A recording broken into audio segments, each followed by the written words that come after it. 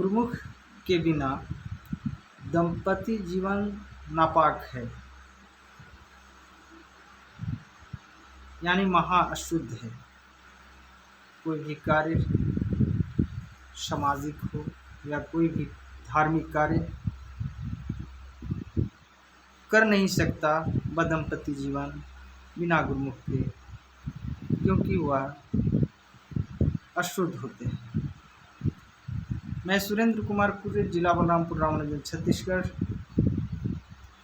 सभी संतों गुरुओं को सत सत नमन करते हुए सभी जाति, धर्म, राजनीतिक संगठन, सामाजिक संगठनों के सभी प्रबुद्ध जनों, सम्मानित दोस्तों, सम्मानित महिलाओं को भी दिल से नमन बंदन है। बच्चों को दुलार प्यार।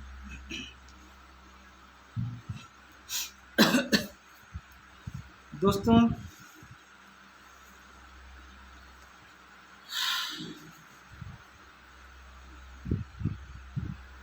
हम भारतवासी, इस देश के मूल्यवासी समाज की ऐसी मान्यताएं हैं कि कोई भी दंपति जीवन यानी शादीशुदा पति पत्नी किसी भी सामाजिक धार्मिक कार्य तभी कर सकता है जब वह गुरुमुख हुआ रहता है, नहीं तो वह कार्य बिल्कुल उस कार्य को भी अशुद्ध कर दिया जाता है या उसका कार्य करने का दुष्परिणाम भी प्राप्त हो सकती है। दोस्तों, दंत कहानियों में, दंत कथाओं में भी तरह तरह की समाज में बताया जाता है कि गुरुमुख जो व्यक्ति नहीं हुआ है और उसे मर जाने के बाद यदि उस लाश को फेंक भी दिया जाए तो जानवर भी नहीं खा सकती है। बताया जाता है कि जो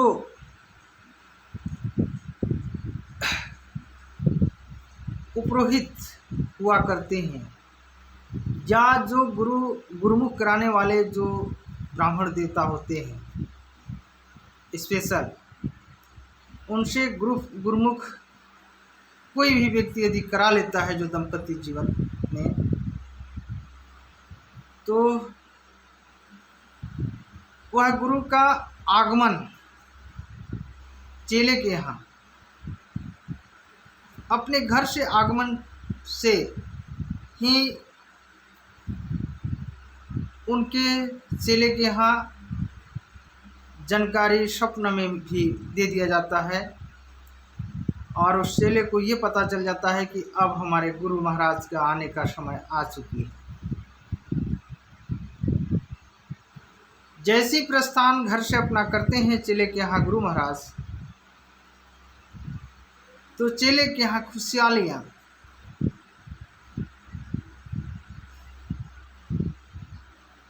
बढ़ने लगती है। गांव में जैसे ही कदम रखते हैं, चेले के गांव में ही जैसे कदम रखते हैं गुरु महाराज, तो चेले के दुख और दरिद्रता 50% नष्ट हो जाती है। और जैसे ही चेले के यहाँ दरवाज़ा में अपना चरण रखते हैं तो चेले का दुख, दरिद्रता, कलह क्लेश सारे नष्ट हो जाते हैं, यानी किसी भी प्रकार के दुख, दरिद्रता, कलह क्लेश से वह मुक्त हो जाते हैं।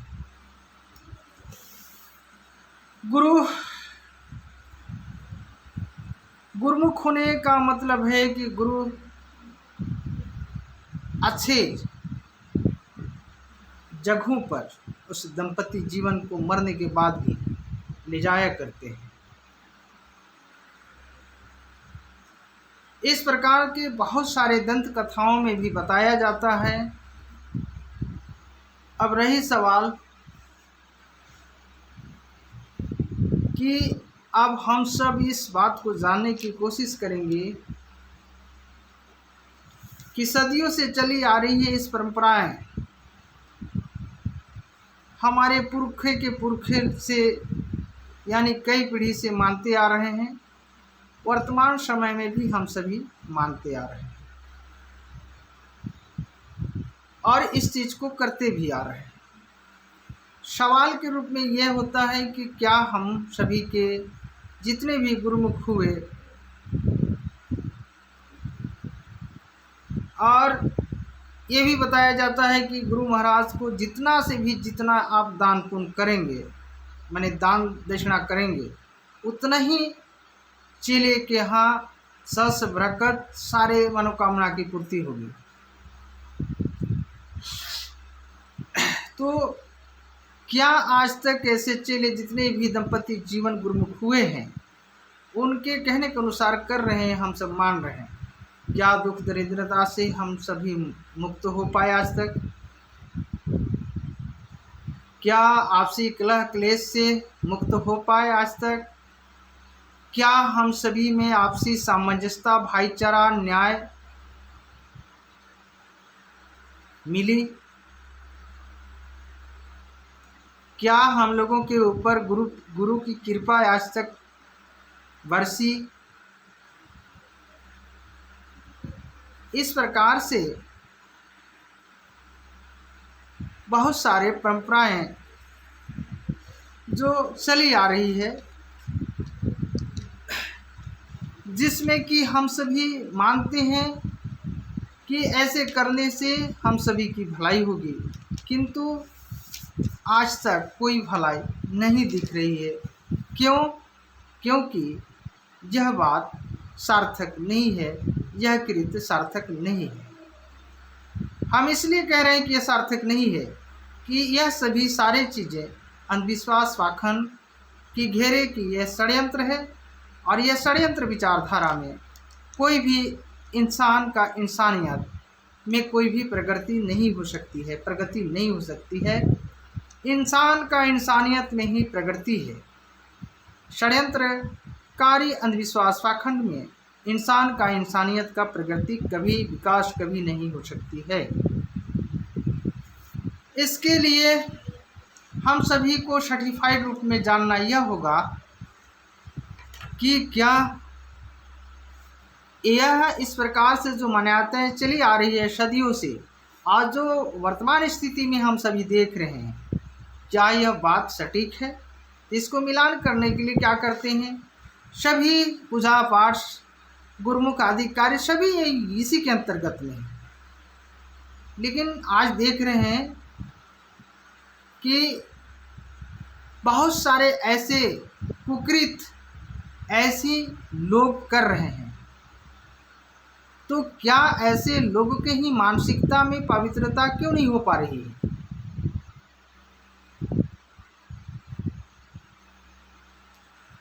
अभी आप लोग सुने होंगे सोशल मीडिया के माध्यम से कि 7 जून 2026 को राम मंदिर में खड़ाऊ वगैरह चोरी हो गई, दान पेटी चोरी हो गई। कुछ से बताया जा रहा है कि बहुत लाखों में जो है, मतलब लाखों की चोरी हुई है। लेकिन लाखों की चोरी जब इसकी सही छानबीन हो तो यह लाखों की नहीं बल्कि करोड़ों अरबों की संपत्ति चोरी हुई होगी। यह जांच की विषय है, लेकिन यह जांच जब ईमानदारी पूर्वक कराई जाए तब। इस प्रकार से कई बाबाओं अभी कई महिलाओं को अभी सोशल मीडिया में ही देखा गया कि राम रहीम और आशा राम के जैसे एक बाबा जो है महिलाओं को बहुत सारे वीडियो वगैरह अपलोड किया है, बच्चियों के साथ गलत कृत्य कर रहा था, सीसीटीवी कैमरा लगा करके बजाते उसकी हर बाथरूम तक भी हर जगहों पर उसका रिकॉर्ड करता रहता था। तो जो लोग हम लोगों को ऐसी उपदेश दिया करते हैं, क्या इनकी मानसिकता ऐसी कृत्य करने की जो मानसिकता क्या सही है? वो भगवान के अवतार खुद कहते हैं और कुकृत्य खुद करते हैं। हम सभी को ये सोचना होगा कि ऐसे लोग यदि खुद कुकृत्य करते हैं तो इनकी सर्वनाश की जगह पर क्या, इनकी ऐसी कुकृत्य क्या सर्वनाश की जगह पर क्या सर्व विकास होनी चाहिए? क्या इस प्रकार से मान्यताएं सही है? दोस्तों, अंधभक्तों को कहना है कि राम की मर्जी के बिना एक पता नहीं हिल सकती है, लेकिन मंदिरों में चोरी हो रही है, और वह चोरी कौन कर रहा है? जो वहाँ पदस्थ हैं। स्पेशल ये भी बताया जाता है कि राम के बिना जब पता नहीं हिल सकती है तो राम में गंदे लोग कैसे घुस जा रहे हैं। ये समझने की जरूरत है कि जब हम गुरुमुख होंगे तो सारे सर्व मंगल की कामना हम सभी में पूर्ति होगी, लेकिन आज तक क्या पूर्ति हुई? क्या आपसी समंजसता हुई? क्या इस पर कोई गुरु महाराज हम लोग के पक्ष में होकर अन्याय के साथ लड़ाई लड़े? नहीं लड़े हैं। क्या एक चीज़ और भी देखिएगा कि जितने भी बाबाएं ढाबाएं हैं, ये सब बाबाएं ढाबाएं यानी बाबा ढाबा वाले भी बाबा ही अपने ढाबा खोल के हैं, जो कुकृत्य करने की आड़ा जो खोल के हैं। लेकिन ये सारे कुकृत्य करने वाले ऐसी प्रकार के जो बाबाएं हैं, लेकिन इनके विरुद्ध में कोई अन्य इनके वर्ग के लोग नहीं खड़े होते हैं। क्यों? इसका मतलब क्या हो सकता है? ऐसे लोगों को विरोध में उतरने के बाद तभी हम लोग को समझ में आता कि कहीं इंसानियत का वैल्यू है, मानवता का एक जरूरत पर ये बात करते हैं, तभी माना जा सकता था।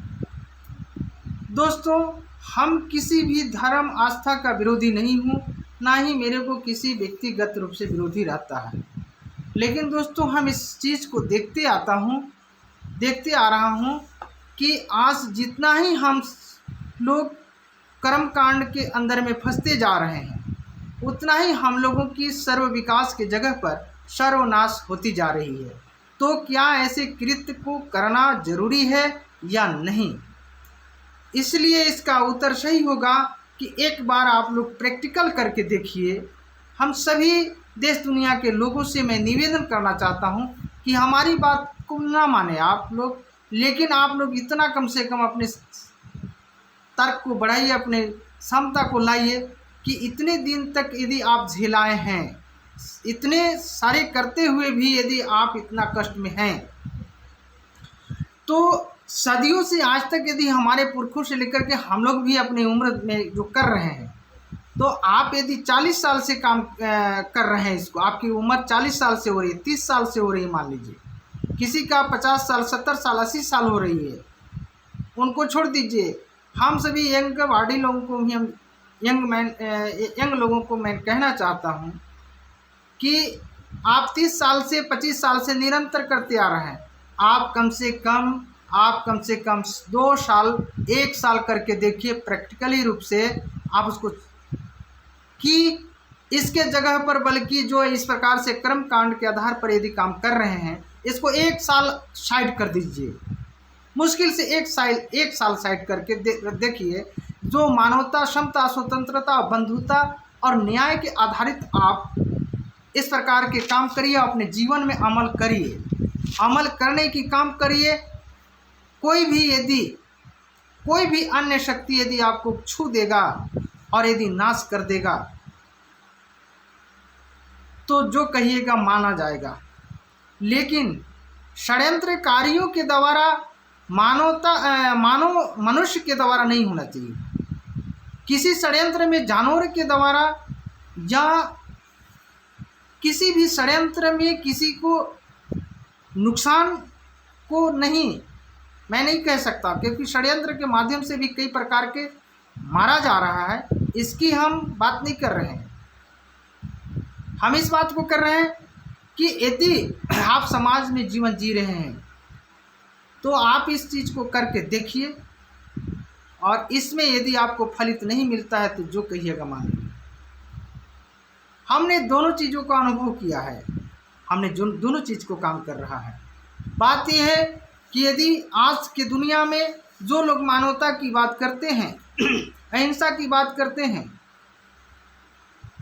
कर्म प्रधान की बात करते हैं, उस रास्ते पर, उस मार्ग पर जब चलते हैं, कर्म प्रधान यानी जो भी आपका कुकृत और सुकृत, यानी कुकर्म और सुकर्म, तो कर्म प्रधान का मतलब हम ये समझते हैं कि जो सुकर्म है यानी अच्छे कर्म है, उस पर चलने वालों के साथ आज षड्यंत्र हुआ करता है। और ये चीज़ शहरों में नहीं, पॉलिटिशियन में ही नहीं, बल्कि गांव में, घर में भी हो रही है। हम इसकी बात नहीं कर रहा हूँ। यदि आप जहाँ हैं, इन सारे कर्मकांड से थोड़ा सा 1 साल की आप थोड़ा सा साइड में करके देखिए, और जहाँ आपकी शांति 1 गुना मिलती होगी, आप 10 गुना अनुभव नहीं करेंगे ना। तो जो कहिएगा इस कमेंट में बताइएगा।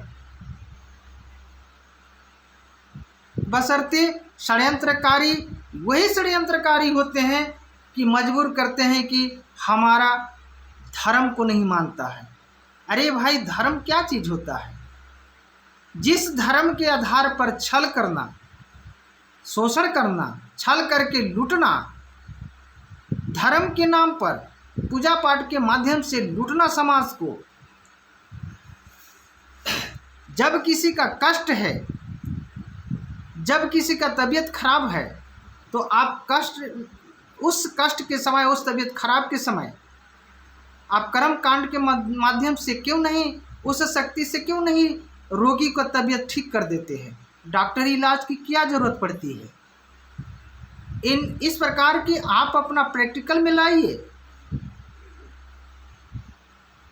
तो इन सभी सारी चीज़ों को हम सभी को अपने दिलों और दिमाग में लाना होगा।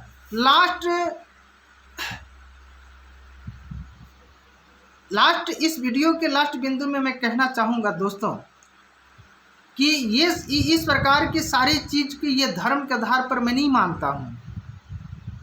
हम उस चीज़ को मानते हैं, इंसानियत को, और यही इंसानियत ही किसी भी देश, दुनिया को कल्याण कर सकती है, समाज को कल्याण कर सकती है।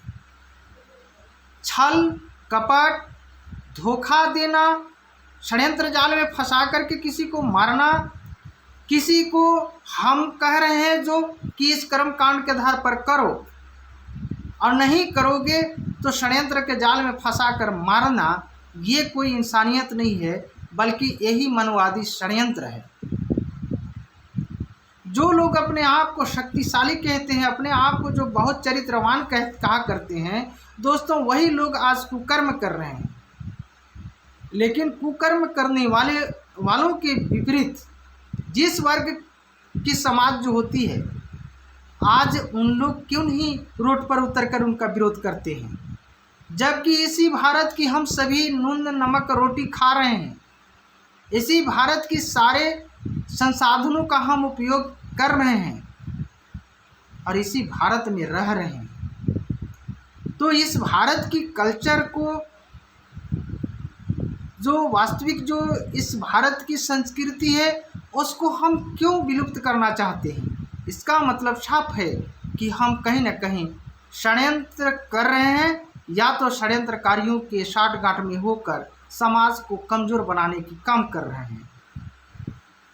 बहुत सारी बातों को देखना नहीं है, सीधी सी बात है कि बेहिचक निडर होकर के, यदि किसी भी प्रकार के डर है कि हम ऐसा कर्म कांड के आधार पर नहीं करेंगे तो हमारा क्षति हो जाएगी, कुछ नहीं है। आप अपने अंदर की डर को भगाइए और जीवन में एक असली तार्किक लाइए। जब आप अपने जीवन में असल तार्किक लाएंगे तो सही और गलत, अंधविश्वास, पाखंड के बारे में आपको समझ में आएंगे। जब इस प्रकार से समझ में आएंगे तो आप अपने जीवन में सही और गलत को अमल में लाएंगे। जब आप सही और गलत के आधार पर चुन करके जब सही को लाएंगे, तभी इस देश की और इस देश की समाज की कल्याण हो पाएंगे। अन्यथा इस देश की जितनी भी दुर्दशा दिन प्रतिदिन बढ़ रही है, आज जो छत्तीसगढ़ झारखंड के अंदर में इस प्रकार से बहुत सारे ऐसे क्राइम नहीं हुआ करती थी, आज वर्तमान भारत में, आज वर्तमान समय में आज छत्तीसगढ़ झारखंड जैसे राज्य भी अछूत नहीं रह गई। इस बात को समझना होगा कि जो अन्य स्टेटों में हम लोग सुना करते थे दूर दराज में, लेकिन आज हम लोग जिस स्टेट में रह रहे हैं वहाँ भी क्राइम, हर प्रकार के घटनाएं, हर तरह की घटनाएं होने लगी है। तो हमें किसी की विरोधी पर हम बात नहीं कर रहे हैं, हम किसी के लिए विरोध के लिए बात नहीं कर रहे हैं, हम किसी को मंदा नहीं कर रहे हैं कि आप गुरुमुख मत होइए या होइए। हम कहेंगे भी नहीं कि नहीं भी नहीं कहेंगे और होने के लिए भी नहीं कहेंगे। आपको सिर्फ हम ये निवेदन करना चाहेंगे कि 1 साल का आप इसको अपने जीवन में प्रैक्टिकली रूप से आप अपना कर देखिए, आपको सब समझ में आ जाएगा। जिस समय हम कष्ट में हुआ करते हैं, उसी बात को फिर से मैं थोड़ा सा और दोहरा दे रहा हूँ। जब हम जिस समय कष्ट में हुआ करते हैं, जिस समय हम लोग आपसी विवाद में फंसे रहते हैं, कोई किसी कर्मकांडीय रूप से शक्ति क्यों नहीं आकर हमारा रक्षा करती है? क्योंकि देवी देवता, भगवान, गॉड, ईश्वर को तो हम सभी को लोग पूजा करते हैं, लेकिन पूछते पूछते यहाँ तक आ गए, फिर भी आज तक हम लोगों के बीच में सारे चीज़ हम लोग के हाथों से जा रही है और जा भी चुकी है। क्यों? इसकी जिम्मेदारी कौन है? तो षड्यंत्रकारी मनवादी है। और षड्यंत्रकारी मनवादी के चंगुल से जब तक हम लोग निजात नहीं पाएंगे, तो यह समाज की तो अलग की बात है, देश की भलाई नहीं होगी। दोस्तों, इस बात को समझना होगा। जितने भी ये बाबा ढाबा लोग हैं, जितना इन लोग कहा करते हैं कि एक पता भी नहीं हिल सकता है ईश्वर राम की कृपा के बिना, लेकिन उसी राम की घरों में यानी मंदिर में क्यों चोरी हो जा रही है? दोस्तों, एक चीज़ और आप लोगों को बता दे रहा हूँ कि सदियों पहले से षड्यंत्र आ रही है, जो बहुत विदेशियों ने इस देश की कीमती संपत्ति को छल के अनुसार से अपने देशों में ले गया। लेकिन कुछ जो संपत्ति बची, धर्म के नाम पर मंदिरों में संचित करने की काम की गई है। और उस संपत्ति को आप मत कहिए कि वह संपत्ति आपकी नहीं है, वह भी संपत्ति हमारा आपका सबकी है। लेकिन ये छल से आज जो भी है, मंदिरों में भी जो कीमती संपत्ति है, उसको भी कहीं ना कहीं षड्यंत्र के माध्यम से इसको चोरी किया जा रहा है। अब इस प्रकार से सारी चीज़ों को देखते हुए ये हमारी भारत की कमजोरी और भी आएगी। तो मानवता पर विचार करना, मानवता पर विचार करना, विज्ञान पर विचार करना, संविधान पर विचार करना, ये तीनों चीज़ पर विचार करते हुए तर्क मिलाकर अपने प्रैक्टिकल को अपनाइए और हम सभी को जगाइए, जागिए, हम सब एक साथ रहें। किसी की विरोधी की आवश्यकता नहीं है, बल्कि जो चीज़ अनर्गले लग रही है, जो चीज़ सटीक नहीं है, उसको हमको साइड में कर करके प्रैक्टिकली रूप को अपनाना होगा। तो सभी देश दुनिया के पुनः लोगों को, दोस्तों को, महिलाओं को, सभी प्रबुद्ध जनों को पुनः दिल से नमन, वंदन, नमस्कार, प्रणाम। जय भीम, जय समझ समाज, जय मानव समाज। धन्यवाद। हमारी बात लगी होगी ठीक, तो आप लोग इस वीडियो को ज़्यादा से ज़्यादा शेयर करें, लाइक करें, सब्सक्राइब करें, फॉलो करें, यूट्यूब चैनल को भी और फेसबुक को भी।